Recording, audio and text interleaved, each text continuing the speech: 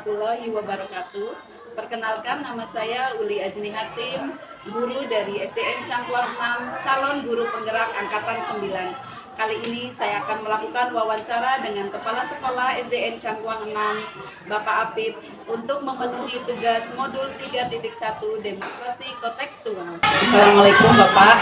Waalaikumsalam. Bagaimana kabarnya Bapak hari ini? Alhamdulillah sehat walafiat. Ya, mohon izin Bapak, hari ini saya akan melakukan wawancara dengan Bapak. Mohon maaf mengganggu waktunya.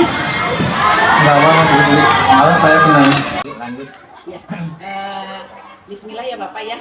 Saya akan memulai beberapa pertanyaan untuk memenuhi tugas saya di calon guru penggerak modul 3.1 tentang cara mengambil keputusan yang Bapak mungkin selama ini menjadi kepala sekolah di sekolah SDN Cangkuang 6. Yang pertama, selama ini bagaimana Bapak dapat mengidentifikasi kasus-kasus yang merupakan dilema etika atau bujukan moral?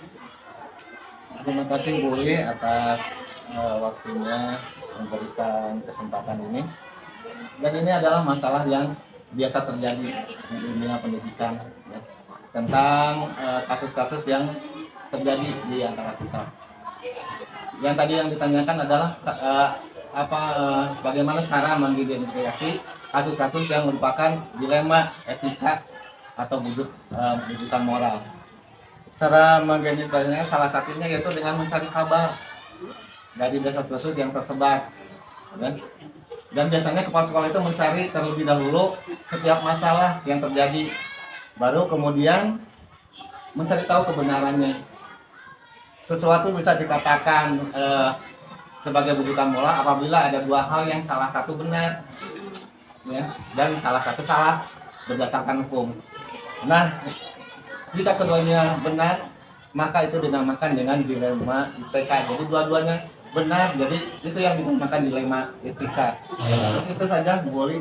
Ya, cari cara mengidentifikasinya dengan mencari informasi dulu. Ya, itu salah satunya itu. Nggak mungkin kita mencari masalah kalau tanpa mencari informasi. Untuk selanjutnya, selama ini ya Bapak sebagai kepala sekolah SDN Cangkuang 6, bagaimana Bapak menjalankan keputusan pengambilan di sekolah Bapak, terutama untuk kasus-kasus di mana ada dua kepentingan ya Pak ya, yang sama-sama benar atau sama-sama mengandung nilai kebajikan, yang kadang bingung ya Pak untuk memutuskannya. Nah, kira-kira Bapak menjalankan dan mengambil keputusan tersebut gimana Bapak di sekolah SD Cangkuang 6? Nah, ini adalah salah satu masalah yang paling dihindari dari sekolah. Semua sekolah kalau misalnya ada dua masalah, dua-duanya benar, itu yang jadi masalah. Nah, salah satunya kita harus caranya itu sebelum mengambil keputusan, tentunya melakukan identifikasi terhadap masalah yang terjadi terlebih dahulu. Jadi masalah harus diidentifikasi dulu, ya. Kemudian siapa saja yang terlibat, ya, di dalamnya itu, lalu mengumpulkan faktanya apa ya, ini faktanya itu masalah-masalah apa ini yang terjadi di lapangan, sehingga mampu mengambil keputusan yang tepat bagi pihak-pihak yang bermasalah, ya. Dalam mengambil keputusan ini tentu saja beliau atau saya sendiri mengedepankan prinsip kekeluargaan dan musyawarah. Itu sangat penting, musyawarah dan mufakat, ya. Jadi harus ada prinsip kekeluargaan dulu, musyawarah dan mufakat. Itu mungkin sebelum. Ya. Jadi intinya dimusyawarahkan dulu ya Pak ya. Untuk pertanyaan yang ketiga, langkah-langkah atau prosedur seperti apa nih ketika Bapak yang dilakukan untuk mengambil keputusan ini? Yang pertama, yang biasa dilakukan oleh saya sendiri sebagai kepala sekolah itu melalui diskusi dengan guru-guru yang ada di lingkungan. Jika terjadi kasus yang mengandung kepentingan yang sama, ya, sama-sama benar. Jadi susah kalau misalnya sama-sama benar. Nah, ini yang jadi masalah. Ya, kita harus mendiskusikan secara kekeluargaan tadi, ya. Jika kasusnya dirasakan merupakan kasus yang besar, maka saya sendiri akan berkonsultasi dengan komite atau atasan yang berkompeten, ya. Nah, setelah berkompeten dengan berbagai pihak, barulah bisa mengambil keputusan yang terbaik untuk diputuskan. Jadi tidak semena-mena dari kepala sekolah, tapi harus ada dari komite, dari pengawas, ya, terutama pengawas binaan. Mungkin itu saja sebelum diputuskan, boleh ya? Iya, jadi musyawarah dulu dengan Musyawarah, guru gitu ya, diidentifikasi ya Pak. Tapi mungkin ketika mungkin masalahnya besar, mungkin Bapak akan konsultasi dengan komite Iya. dan pengawas itu ya Pak ya Pak. Ya, itu. Nah, untuk selanjutnya, kira-kira hal-hal apa saja nih yang Bapak selama ini anggap efektif dalam pengambilan keputusan pada kasus-kasus dilema etika ini Pak? Ya, nah ini jawabannya berat ya. Itu jawabannya masih yang jawaban gampang sulit ya. Hal yang dianggap efektif dalam pengambilan keputusan pada kasus dilema etika adalah melakukan komunikasi atau berdialog dari hati ke hati dengan prinsip kekeluargaan tadi ya, dan dapat memunculkan solusi dan berbuah keputusan yang dapat diterima oleh semua pihak secara bijaksana ya. Tadi berdialog, berkomunikasi dan dari hati ke hati ya, baru bisa kita memutuskan secara bijak. Ya, itu saja Bu. Jadi diobrolkan dulu ya Pak Ya. ya, tidak langsung ini. Ya, itu. Jadi berdialog dulu, komunikasi itu selalu dipegang dengan Bapak ya. Ya. Komunikasi sih intinya ya Pak ya untuk mengambil keputusan. Untuk pertanyaan berikutnya, hal-hal apa saja yang selama ini Bapak merupakan tantangan dalam pengambilan keputusan pada kasus-kasus dilema etika tersebut Pak? Jawabannya masih berhubungan dengan di atas, masih jawabannya. Yang merupakan tantangannya Pak Ya, ya? tantangan semua. Pertanyaan boleh itu tantangan semua. Hal yang merupakan tantangan dalam pengambilan keputusan pada kasus dilema etika adalah bagaimana cara mencari solusi yang terbaik bagi semua pihak ya. Jadi mencari solusinya gimana ini ya, yang terbaik bagi semua pihak, jadi tidak ada yang tersakiti dengan resiko yang seminimal mungkin tanpa menyakiti perasaan dari pihak manapun. Dan tentunya saya juga membutuhkan dukungan dari semua warga sekolah, jadi tidak bisa Sepihak ya Pak? sepihak, jadi harus adil, enak ke sana enak ke sini, itu mungkin saja Bu. Jadi diambil resiko yang seminimal mungkin Ya, Pak, yang resiko yang seminimal mungkin saja. sehingga tidak menimbulkan masalah berikutnya Masalah Pak ya berikutnya, ketika ya. Bapak mengambil keputusan itu. Pertanyaan yang selanjutnya, kira-kira apakah Bapak memiliki jadwal tertentu nih Pak dalam menyelesaikan kasus etika dilema? Apakah Bapak langsung menyelesaikan di tempat atau memiliki jadwal khusus Pak untuk menyelesaikannya? Bentuk atau prosedur seperti apa yang Bapak jalankan selama ini selama Bapak menjadi kepala sekolah? Sebagai kepala sekolah, ketika dihadapkan pada satu masalah, saya lebih dulu mencari secara langsung, tidak menunda-nunda, jadi langsung. Kalau dibesarkan nanti ada masalah lain lagi sebenarnya. Tumpuk-tumpuk ya Pak? Tumpuk. Dan kalau tidak diselesaikan akan berkepanjangan ya, dan berpotensi menimbulkan masalah baru. Itu boleh ya. Prosedurnya adalah dengan melibatkan berbagai pihak, yaitu Dewan Guru tadi masih di lingkup itu ya. Jadi harus ada kerjasama dengan komite atau Dewan Guru untuk memberikan pertimbangan dan masukan baik dari pengawas, komite, dan warga sekolah harus dilibatkan. Dan jika dirasakan masalahnya cukup besar ya, jika masalah cukup besar maka libatkanlah mereka, komite, pengawas ya. Itu kalau cukup besar tidak bisa diselesaikan sendiri. Mungkin itu saja Bu. Jadi Bapak mah langsung gitu ya, tidak Ya. menunda-nunda karena memang masalah siswa guru itu pasti banyak ya Pak masalah di Tiap sekolah. hari Bu, Tiap pasti hari. ada. Tiap hari pasti ada. Ya, ya. Untuk selanjutnya pertanyaan, adakah seseorang atau faktor apa yang selama ini mempermudah atau membantu Bapak nih untuk mengambil keputusan dalam kasus-kasus dilema etika itu Pak? Adakah seseorang atau guru atau faktor-faktor apa yang membantu Bapak nih dalam proses mengambil keputusan ketika mengalami masalah itu Pak? Setiap masalah ya pasti ada jawaban, pasti ada pemecahan masalah, ada solusinya. Ya, setiap pemenang itu yang ada selalu dibawa. Kalau di saya sendiri, kalau setiap masalah pasti akan dibawa secara musyawarah atau rapat dewan guru. Jadi tidak bisa sendiri, ya. Jadi kalau sendiri pasti ada yang tersakiti nantinya, ya. Agar dapat mendapatkan solusi yang terbaik, selain itu juga berkonsultasi dengan tadi, masih melibatkan tadi komite pengawas untuk mendapatkan saran masukan yang terbaik dari masalah yang dihadapi.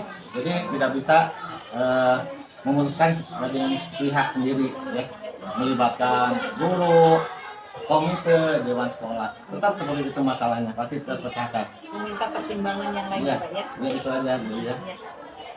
Pertanyaan yang terakhir, dari semua hal yang tadi saya tanyakan ke Bapak, yang telah disampaikan, pembelajaran apa yang dapat Bapak petik nih dari pengalaman Bapak dalam mengambil keputusan di dunia ini? Kembali lagi tadi, salah satunya dalam pengambilan keputusan ini harus berdasarkan kesepakatan, Bu, ya.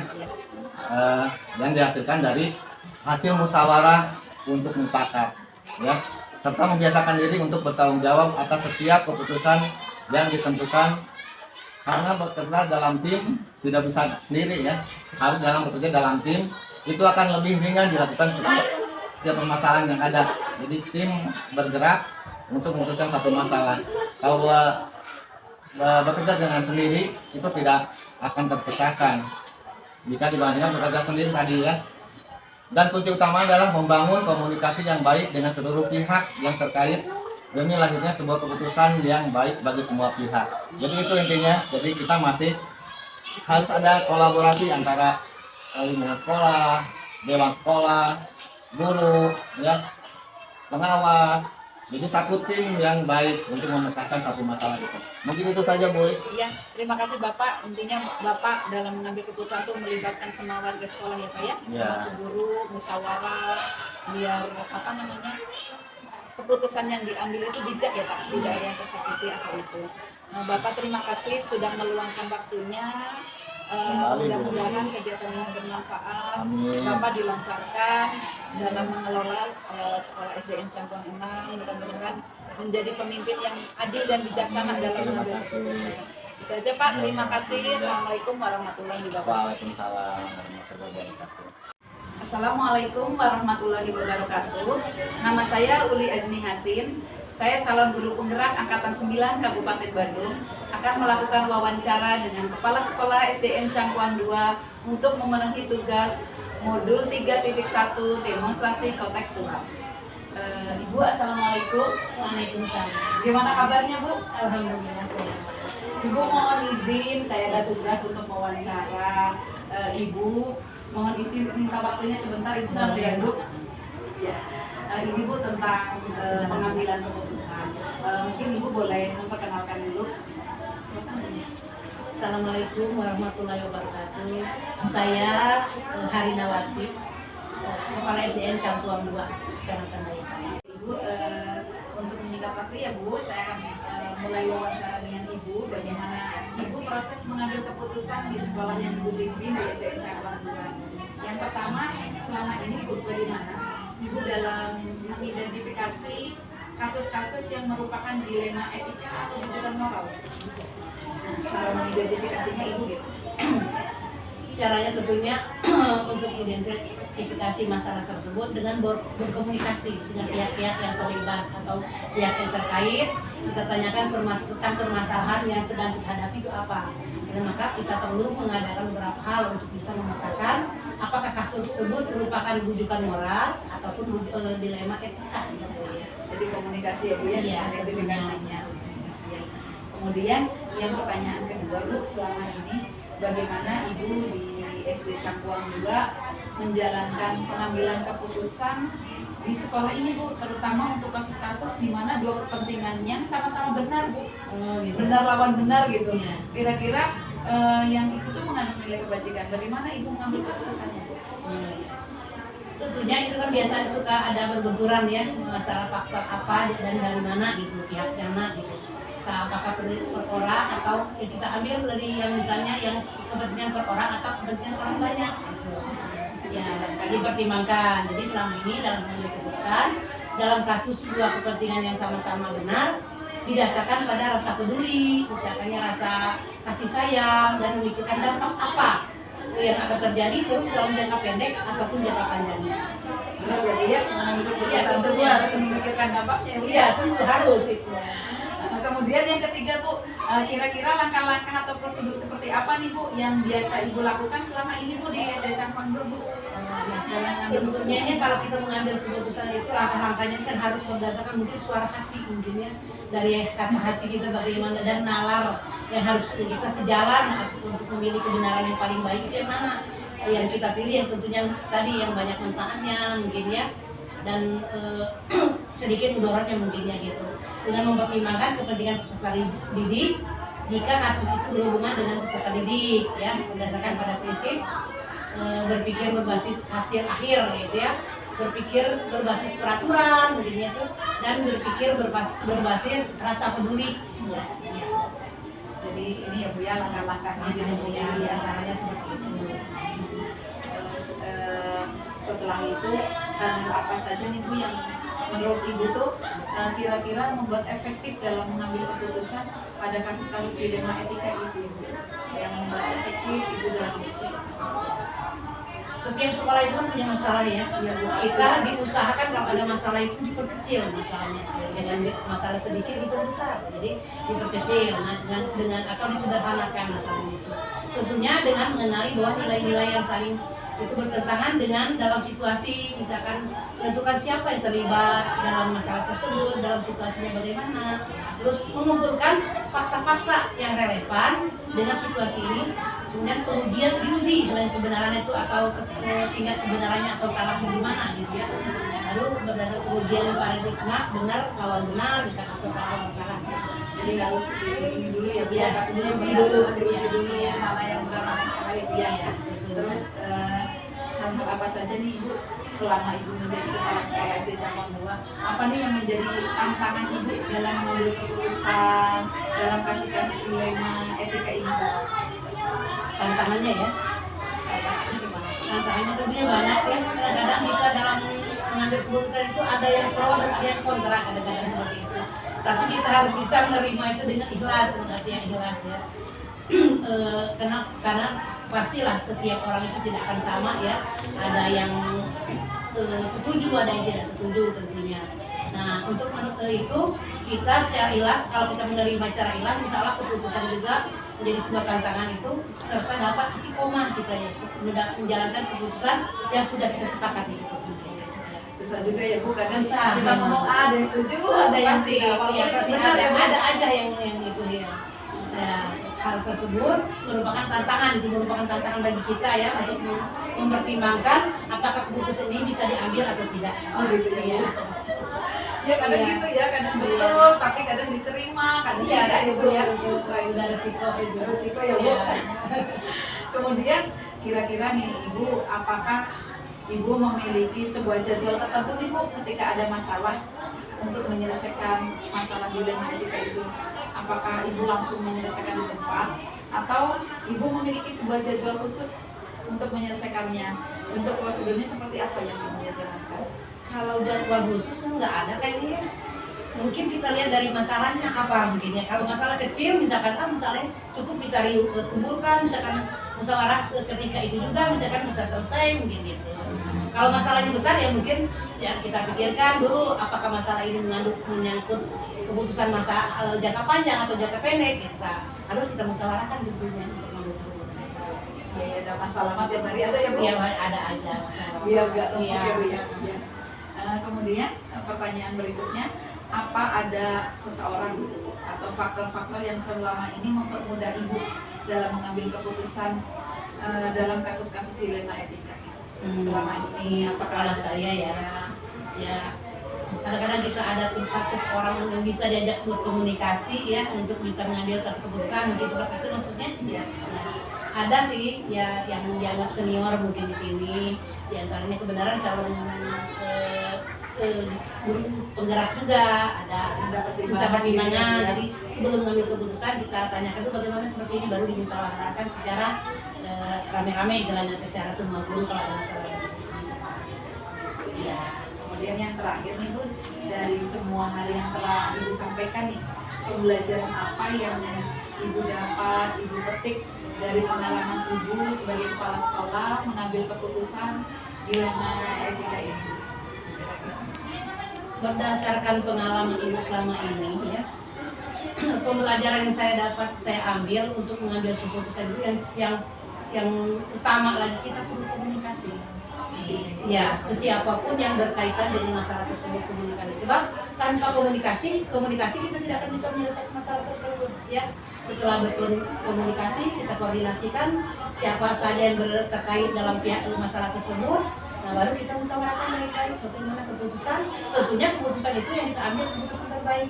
Yang tadi yang lebih misalkan banyak manfaatnya tadi. Gitu, ya, yang berpihak pada yang dapat positif tentunya daripada ya untuk kalau untuk murid ya untuk murid pastinya mungkin seperti itu ya. Terima kasih Ibu, pada intinya mah ya komunikasi, Ya, komunikasi itu masalah utama ya ya, Bu segala ya. macam perlu komunikasi. Tanpa komunikasi kita tidak akan bisa melangkah apapun juga harus ada komunikasi. Jadi tidak mengambil keputusan sepihak ya, Tidak pasti harus dengan musyawarah.